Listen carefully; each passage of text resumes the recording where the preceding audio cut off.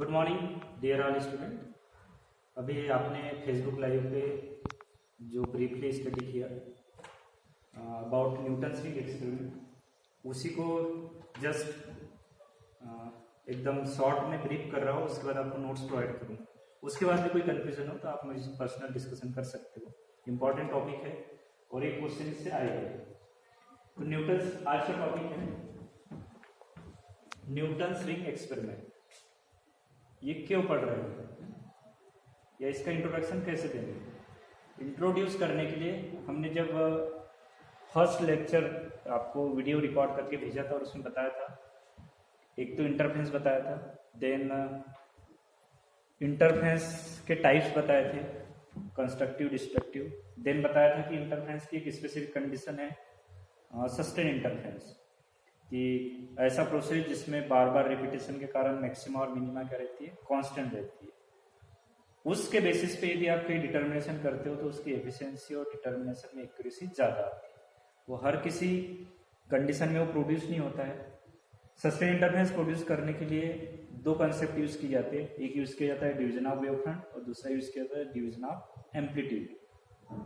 तो division of wave front के basis पे दो एग्जाम्पल है, एक डबल स्लिट एक्सपेरिमेंट और एक बाइप्रिज्म एक्सपेरिमेंट, जिसमें से हमारे सिलेबस में एक डबल स्लिट एक्सपेरिमेंट था, उसको ब्रीफली अपन ने स्टडी कर लिया है।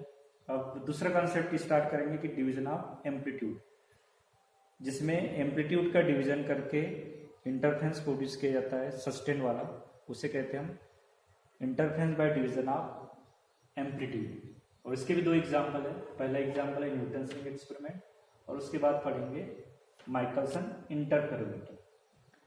न्यूटन्स रिंग एक्सपेरिमेंट और माइकलसन इंटरफेरोमीटर को बेस बनाने के लिए कल हमने एक डायग्राम बना के पढ़ाया था आपको, इंटरफेरेंस इन थिन फिल्म। उसके जो रिजल्ट आएंगे उसी को रेफरेंस मानते हुए हम न्यूटन्स रिंग एक्सपेरिमेंट पढ़ेंगे। न्यूटन्स रिंग के बाद माइकलसन इंटरफेरोमीटर। तो जस्ट इसको इंट्रोड्यूस करना है तो सिंपली हम ये बताएंगे कि न्यूटन्स रिंग एक्सपेरिमेंट एक ऐसा एक्सपेरिमेंट है जिसमें सस्टेन इंटरफेरेंस प्रोड्यूस किया जाता है। कौन से कंसेप्ट का यूज करके? By using division of wave front. Ring word है, दैट इज इसमें जो इंटरफेरेंस फ्रिंजेस है वो रेक्टेंगुलर या लीनियर या सर्कुलर फॉर्म में मिलती है, इसलिए इस एक्सपेरिमेंट में रिंग वर्ड आया है। दैट इज इसमें जो इंटरफेरेंस फ्रिंजेस है वो कैसी बनेगी? आपकी सर्कुलर बनेगी। सर्कुलर बनने के लिए जो सेटअप है उसके क्या फायदे हम भी देखेंगे। तो थोड़ा सा सेटअप की बात करते हैं। सबसे पहले एक लिया जाता है plano convex lens. Plano convex lens means ऐसा लेंस जिसका एक सरफेस प्लेन होगा और दूसरा कैसा होगा? कॉन्वेक्स। उसको किस पर प्लेस कर देते हैं? प्लेन ग्लास प्लेट पर। प्लेन ग्लास प्लेट पर जैसे ही प्लेस करते हैं तो एक क्या मिलेगा आपको? पॉइंट ऑफ कॉन्टेक्ट मिलेगा। पॉइंट ऑफ कॉन्टेक्ट के सराउंडिंग एक थिन फिल्म बन जाती है। किसकी?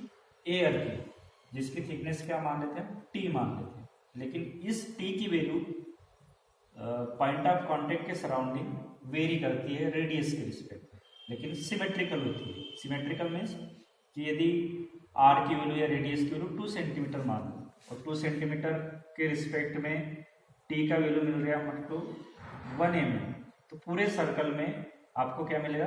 1 mm का एक थिन फिल्म का सर्कल मिलेगा। सर्कल पे फिर यदि वो मिनिमा मिनिमा की कंडीशन फॉलो कर रहा है तो आपका मिनिमम सर्कल वाला मिलेगा डार्कनेस, और यदि मैक्सिमा फॉलो कर रहा है तो आपको क्या मिलेगा? मैक्सिमा। तो इस प्रकार आपको ब्राइट डार्क फ्रिंजेस मिलती है। ऑब्जर्वेशन में ये देखा गया कि इस कॉम्बिनेशन पर जैसी लाइट आप इंसिडेंट करते हो तो आपको कुछ रिंग्स के पैटर्न मिलते हैं। पैटर्न में ये देखा कि किसी केस में स्फेरिकल मिलता है, किसी केस में सिलेंड्रिकल मिलता है, किसी केस में सर्कुलर मिलता है। तो शेप के बेसिस पे यदि आपको इजी स्टडी करना है, मैथमेटिकल कैलकुलेशन करना है, तो ये ऑब्जर्व किया गया कि सर्कुलर फ्रिंजेस यदि मिल जाए और उसके कैलकुलेशन क्या होते हैं? आपके इजी होते हैं। तो ये देखा गया कि सर्कुलर किस केस में मिलता है। तो ऑब्जर्वेशन में ये देखा गया कि जब लाइट को आप नॉर्मल इंसिडेंट करते हो तो उस केस में आपको रिंग्स कैसी दिखती है? सर्कुलर फॉर्म में दिखती है। नॉर्मल इंसिडेंस के लिए हमने कुछ अरेंजमेंट किया है। एक आपका प्लेन ग्लास प्लेट ली है जो इंसिडेंट लाइट के रिस्पेक्ट में 45 डिग्री के इंक्लाइंड है। इसका मेन वर्क है कि लाइट को कैसे इंसिडेंट कराना? नॉर्मल इंसिडेंस कराना।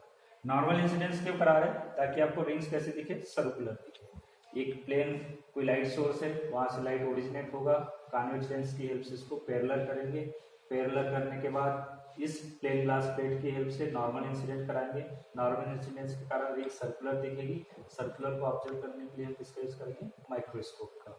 इस प्रकार आपको अल्टरनेट फॉर्म में डार्क ब्राइट कोसेंट्रिक रिंग्स मिलती है। इसका सेंटर हमेशा कैसा मिलता है, आपको डार्क मिलता है। सेंटर डार्क क्यों मिलता है, ये भी हम मैथमेटिकल कंडीशन में प्रूव करके बता देंगे या रीजन बता देंगे कि ऐसा क्या रीजन है जिसके कारण आपको सेंटर डार्क मिलता है। अब इसके हमें मैथमेटिकल स्टडी करना है, तो इसके दो पार्ट है, एक है आपका रिफ्लेक्टेड पार्ट, दूसरा आपका ट्रांसमिटेड पार्ट। ऑब्जर्वेशन जो भी हो रहे हैं कहाँ पे हो रहे हैं, आपके रिफ्लेक्टेड पार्ट में। तो कल हमने जो पढ़ा था कि ये थिन फिल्म है, इसका रिफ्लेक्टेड पार्ट में जो पार्ट डिफरेंस की वैल्यू दी जाती है वो इक्वेशन 1 से दी जाती है, इसलिए लिखा मैंने in Newton ring experiment rings are observed in reflected part of air thin film, therefore by using effective path difference from interference in thin film which is path difference equals to 2 mu t cos of. कल जो हमने thin film ली थी, ये T thickness की थी, इसका reflective index mu greater than 1 था। आज के केस में ये जो थिन फिल्म है किसकी बन रही, एयर की बन रही है, इसलिए म्यू का वैल्यू क्या पुट कर देंगे, 1 पुट कर देंगे।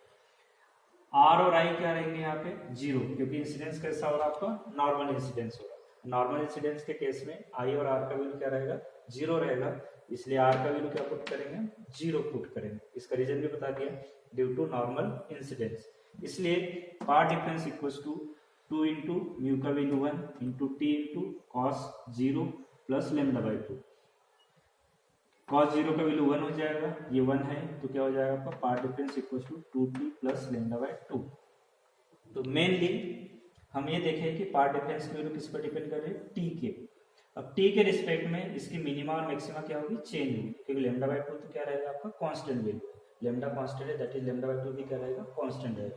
इसलिए इसको हम किसके फॉर्म में निकालते हैं, मिनिमा मैक्सिमा टी के फॉर्म में निकालते हैं। तो सभी को पता है कि पार्ट डिफरेंस का वैल्यू यदि n लैम्डा के ऑर्डर में होता है तो कौन सी कंडीशन फॉलो होती है, मैक्सिमम। पार्ट डिफरेंस का वैल्यू आपके पास है 2t plus lambda by 2 equals to n lambda, या 2t इक्वल्स टू क्या हो जाएगा, n lambda minus lambda by 2, या 2t इक्वल्स टू हो जाएगा by n minus 1 lambda by 2, equation 3। Similarly minima के लिए सभी को पता है पार्ट डिफरेंस इक्वल्स टू क्या होता है, odd multiple bye n plus minus 1 lambda by 2। ये वैल्यू पुट करेंगे तो जो लैम्डा बाय 2 वाली टर्म कैंसिल हो जाएगी, 2t इक्वल्स टू मिल जाएगा आपको ट्वाइस n लैम्डा बाय 2, 2 से 2 कैंसिल हो जाएगा, 2t इक्वल्स टू क्या मिल जाएगा, n लैम्डा। इस प्रकार इक्वेशन 3 आपको मैक्सिमा कंडीशन बताएगा, इक्वेशन 4 क्या बताएगा, मिनिमा कंडीशन बताएगा। दैट इज 2t की वैल्यू यदि लेमडा के ऑड मल्टीपल फॉर्म में है तो आपको ब्राइटनेस सर्कल मिलेगा, और यदि इंटीजर मल्टीपल फॉर्म में है तो आपको क्या मिलेगा, डार्क सर्कल मिलेगा, जिसको आगे हम कोरिलेट करेंगे। अब हम बात करते हैं कि सेंटर हमेशा डार्क क्यों होता है। तो सेंटर डार्क को प्रूव करने के लिए सभी को पता है रिलेशन होता है पार्ट डिफरेंस का। डार्कनेस के केस पॉइंट ऑफ कांटेक्ट की बात करोगे तो टी का वैल्यू क्या रहेगा आपका, 0। जहां पे एक दूसरे के कांटेक्ट में आ रहे हैं तो थिकनेस क्या रहेगी वहां पे, 0। इस इक्वेशन में यदि मैं टी की वैल्यू 0 पुट करूं तो आपको पार्ट डिफरेंस इक्वल्स टू मिल जाएगा लेमडा बाय 2, क्योंकि ये वाली टर्म क्या हो जाएगी, 0 हो जाएगी। सभी को पता है in general form part difference का वैल्यू n लेमडा होता है तो ब्राइटनेस होता है, और यदि पार्ट डिफरेंस का वैल्यू ऑड मल्टीपल होता है तो क्या होता है आपका, डार्कनेस होता है। सेंटर के लिए आपका कौन सा वैल्यू आया है, path difference equals to lambda by 2, that is कौन सी कंडीशन होगी आपकी, डार्कनेस की। इसलिए सेंटर हमेशा कैसा मिलेगा, डार्क मिलेगा। अब कभी कभी पूछा जाता है कि कभी कभी आपको सेंटर डार्क न मिलकर क्या होता है आपका, ब्राइट होता है, तो उसका रीजन क्या हो सकता है, रीजन ये हो सकता है कि टी आपका 0 नहीं होगा, टी 0 नहीं होगा, जैसे आप प्लेनो कॉन्वेक्स लेंस और प्लेन ग्लास प्लेट को कांटेक्ट में ला रहे हैं, हो सकता है कि उस समय क्या आ गए होंगे, 10 पार्टिकल आ गए, और 10 पार्टिकल आने के कारण टी 0 नहीं होने के कारण आपका जो है पार्ट डिफरेंस मिनिमा के फॉलो ना होकर किसकी होगी, मैक्सिमा के फॉलो होगी। दो चीजें जब लेबोरेटरी में आप एक्सपेरिमेंट फॉलो करोगे या परफॉर्म करोगे तो दो चीजें याद रखना। पहला तो रिंग्स कैसे दिखना चाहिए, सर्कुलर, सर्कुलर नहीं दिख रही, दैट इज इंसिडेंस कैसा नहीं होगा, नॉर्मल, नॉर्मल इंसिडेंस नहीं होगा, दैट इज आपकी जो प्लेन ग्लास प्लेट है 45 डिग्री पे इंक्लाइन नहीं होगी, तो इसको हम इतना एडजस्ट करेंगे कि कितने एंगल पे इंक्लाइन हो जाए, 45 डिग्री पे, तो उससे आपको रिंग्स कैसे दिख जाएगी, सर्कुलर। जैसे सर्कुलर दिखेगी तो आपको पहले क्या चेक करना है, सेंटर डार्क है या नहीं है। यदि नहीं है तो सबसे पहले आप प्लेनो कॉन्वेक्स लेंस और प्लेन ग्लास प्लेट को हटा के इसमें बीच में 10 पार्टिकल उसको साफ कपड़े से क्लीन करके फिर से कॉन्टेक्ट में लाओगे तो आपका टी 0 हो जाएगा और आपको सेंटर कैसा दिखेगा, डार्क दिखेगा। इस प्रकार ये आपका इंट्रोडक्शन पार्ट था इसका न्यूटन रिंग एक्सपेरिमेंट का। अगला जो इसी से रिलेटेड टॉपिक है कि इसका यूज हम कहाँ करते हैं, यूज कहाँ करते हैं उसके लिए फार्मूला डिराइव होगा जो 3 और 4 को कोरिलेट करेगा। 3 और 4 में क्या है, हमें पहले किसकी वैल्यू पता होना चाहिए, 2t की, इसकी वैल्यू पता होनी चाहिए 2t की। 2t की इक्वेशन 3 रिप्रेजेंट करेगा तो मैक्सिमम, 2t यदि 4 करेगा तो मिनिमम। तो t जो है हम इतना इजीली नहीं है थिकनेस की यहाँ की वैल्यू निकालना, तो t को हम किसी से कोरिलेट करके डेरिवेशन करेंगे नेक्स्ट क्लास में और उसके बाद उसकी एप्लीकेशन पढ़ेंगे। तो इसको आप इतना भी रिव्यू कर लेना, मैं इसके आपके नोट्स भी प्रोवाइड कर रहा हूँ, फेसबुक लाइव से भी एक बार देख लेना, ये वीडियो भी देख लेना और इसके बाद जो नोट्स भेजूंगा उसको भी आप रीड आउट कर लेना। तो इंट्रोडक्शन पार्ट आपका कंप्लीट हो जाएगा। उसके बाद एक डेरिवेशन है, उसके बाद उस पर न्यूमेरिकल्स है और इनमें से एक क्वेश्चन 100% आपका आएगा। तो अपन नेक्स्ट टॉपिक में इसको और क्लियर करेंगे। Good luck.